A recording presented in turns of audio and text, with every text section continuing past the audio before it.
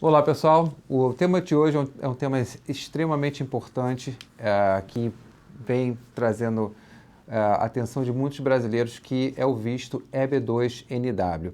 O propósito desse vídeo, na verdade, será destrinchar pontos importantes sobre esse visto, para que você entenda e aprenda um pouquinho sobre como funciona o visto EB2NW, para tomar um pouquinho mais, ter mais conhecimento da expectativa que virá pela frente caso você se qualifique e pretenda aplicar para esse visto.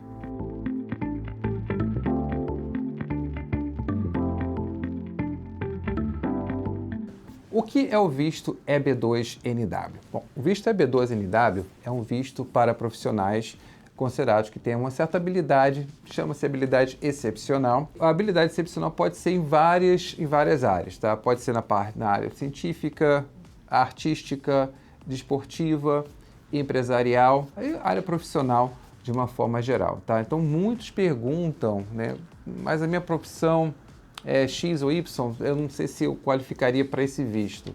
O visto EB2, na verdade, ele é muito abrangente, ele praticamente abrange todas as profissões, dependendo exatamente do que você faça e se qualifique para esse visto, ok? Como eu falei, esportistas, por exemplo, artistas, todos se qualificam para esse visto. Nem sempre o esportista, por exemplo, ele tem um curso superior, mestrado, e não há necessidade disso. Cada caso é um caso em separado.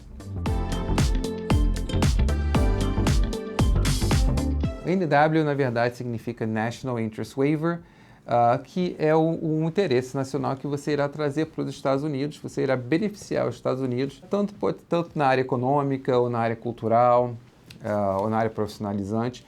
O National Interest Waiver, ele retira, né, ele elimina essa necessidade, essa barreira no qual você pode pedir diretamente esse visto, esse Green Card, na verdade é o Green Card, sem a necessidade de uma proposta de trabalho.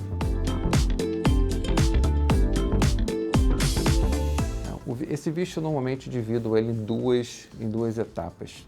A primeira etapa é a etapa dos critérios, e a segunda etapa é a etapa de um caso recente, né, em 2016, que chama-se DNSR, onde você tem que comprovar o interesse nacional.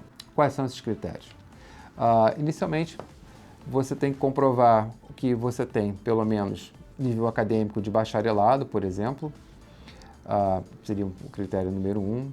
O outro critério é que você tenha 10 anos de profissão, de prática profissional.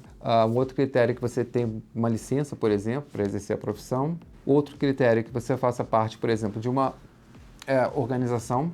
O outro critério é que você, na verdade, tenha uma posição, piso salarial ou um reconhecimento salarial elevado, que seja acima da média. Uma outra que você possa comprovar que você realmente contribuiu para a sua área de uma forma exponencial, que você inventou, trouxe alguma metodologia específica para a sua área. E a sétima, normalmente, é aquela que fala que disse qualquer outra forma de comprovação, um critério bem abstrato, bem aberto. Esses critérios, cada um tem a sua peculiaridade, e realmente num momento específico a gente normalmente, numa consulta principalmente, podemos trabalhar um pouquinho mais no que cada um significa, tá? O importante, gente, é entender que você não precisa se qualificar para todos, né? Então, por exemplo, muitas pessoas falam assim, mas eu não tenho o nível superior completo, né, no nível de bacharelado, por exemplo. Mas se você tiver outros 3 critérios, por exemplo, dos 7 ou 6, você estaria qualificado. Eu queria puxar só uma exceção aqui, porque inicialmente o visto, né, ele fala que a primeira parte que você pode se qualificar do visto é que você tenha um nível de bacharelado e mais 5 anos de profissão. Né? O que é isso? As pessoas podem dizer, mas o que é isso? Por que você passou direto para os critérios? Isso é um ponto que, se você realmente tiver um comparativo acadêmico com o nível de bacharelado com os Estados Unidos, tem que ser realmente comprovado, e 5 anos de profissão, isso praticamente seria a resolução dos critérios, né? Se você não tem isso, nós passamos a trabalhar em cima desses critérios que foram mencionados. Cumprindo 3 desses 7 critérios mencionados, passamos para a segunda etapa, que é a etapa um pouco mais complexa, que é a etapa que a gente chama de DNSR, que é a etapa onde nós temos que realmente comprovar o interesse nacional. Essa etapa, na verdade, ela é dividida em 3 subetapas, que seria, na verdade, a comprovação da importância nacional da sua profissão, se tem mérito, sua profissão, mérito substancial ou importância nacional. A outra é se você está bem posicionado para exercer a sua profissão nos Estados Unidos. E a terceira é se, de uma forma geral, é benéfico aos Estados Unidos, né, te dar esse visto sem que você passe pelo trâmite normal, que seria o trâmite da proposta de trabalho, da aprovação que a gente chama de labor. Então, esses 3 passos, essas 3 etapas são analisadas dentro do DANASAR. Tá? Então, só recapitulando, nós temos o primeiro ponto, que é os critérios. Você tem 3 critérios, passamos para o segundo ponto, que é esse ponto do interesse nacional, que é a importância nacional, que é se você está bem posicionado e ser benéfico aos Estados Unidos, realmente te dar esse green card. Passado isso, feito todo um processo nesse sentido, você tem aí a possibilidade de aprovação e conseguir o tão sonhado green card. Outra questão relevante é como funcionam as etapas desse processo. Com a gente aqui, nós normalmente temos uma média de 3 meses para montar um processo de EB2. Tá? Pode ser às vezes que demora um pouquinho mais, menos, mas é uma média que nós temos aqui de montagem de processo. Após isso, nós enviamos o processo para a imigração. Nós enviamos para a imigração dos Estados Unidos, tá, gente? Então, não quem está no Brasil não é o consulado, nós enviamos para os Estados Unidos.